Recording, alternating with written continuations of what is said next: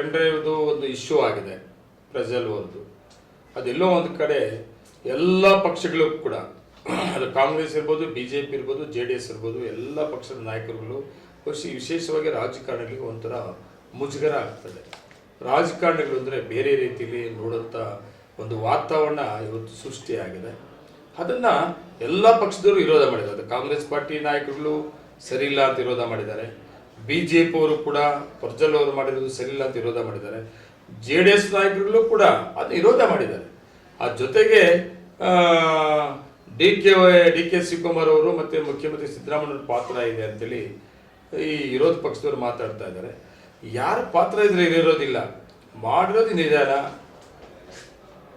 Pen drive issue ಆಗಿರೋದು ನಿಧಾನ, ಅದ್ರ ಬಗ್ಗೆ ಚರ್ಚೆ ಆಗ್ತಾ ಇದೆ. ರಾಜಕೀಯವಾಗಿ ಅವ್ರ ಕಡೆಯಿಂದ ನಮ್ಗೆ ತೊಂದರೆ ಆಯಿತು, ಇವ್ರ ಕಡೆಯಿಂದ ತೊಂದರೆ ಆಯಿತು, ಇವ್ರು ಮಾಡಿದ್ರು ಅವ್ರು ಮಾಡಿದ್ರು ಅನ್ನೋದು ಬಿಟ್ಟರೆ ನಿಜವಾಗ್ಲೂ ಹೇಳ್ಬೇಕಾದ್ರೆ ಇದಾಗಿರೋದು ತುಂಬ ರಾಜಕಾರಣಿಗಳೆಲ್ಲರೂ ಕೂಡ ತಲೆ ಬಗ್ಸಂಥದ್ದು.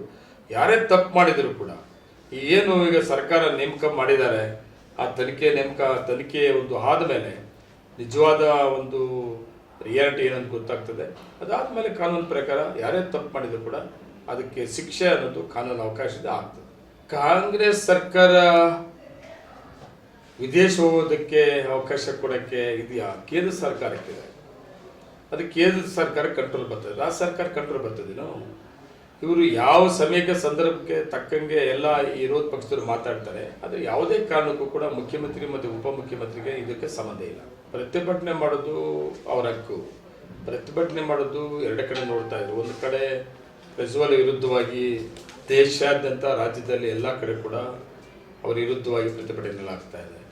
ಎಲ್ಲೋ ಒಂದು ಕಡೆ ಅವರ ನಾಯಕರುಗಳನ್ನು, JDS ನಾಯಕರುಗಳನ್ನ ಡಿಫೆಂಡ್ ಮಾಡ್ಕೊಳ್ಳೋದಕ್ಕೆ JDS ಮುಖಂಡರುಗಳು ಒಂದು ಕಡೆ ಪ್ರತಿಭಟನೆ ಮಾಡ್ತಾ ಇದ್ದಾರೆ.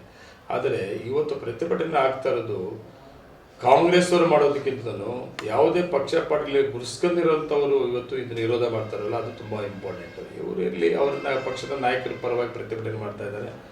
ಅದೆಲ್ಲ ಒಂದು ಕಡೆ ಆದರೆ ಇವತ್ತು ಆಗಿದೆಯಲ್ಲ, ಇದನ್ನು ನಾವೆಲ್ಲರೂ ಕೂಡ ರಾಜಕಾರಣಿಗಳು ವಿಶೇಷವಾಗಿ ತಲೆ ಬಗ್ಸೋಂಥ ಒಂದು ಇಶ್ಯೂ ಆಗಿದೆ. ಹೆಣ್ಣು ಮಕ್ಕಳಿಗೆ ತುಂಬ ಅವಮಾನ ಮಾಡಿದ್ದಾರೆ.